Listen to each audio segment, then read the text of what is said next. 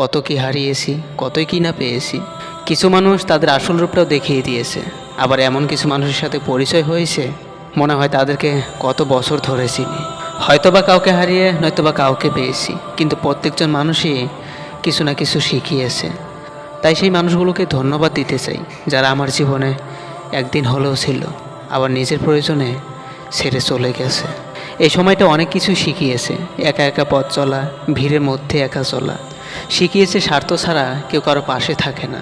শিখিয়েছে কাউকে বিশ্বাস করলে সেটা তার জন্য ভালো, কিন্তু নিজের জন্য না।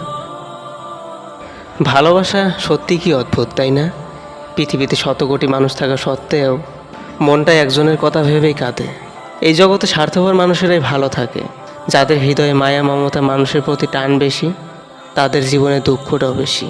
তুমি তাকে ভালোবাসবে, সে অন্য কাউকে ভালোবাসবে, তারপর সে মন খারাপ কাটানোর জন্য তোমাকে চাইবে। তুমি তখন তাকে আবার ভালোবাসবে, কিন্তু তারপর সে তোমাকে বুঝবে না। এটাই তো হয়, তাই না? আসলে কি জানো, যারা মানুষকে কষ্ট দেয়, মানুষ তাদের পেছনে বেশি ছোটে।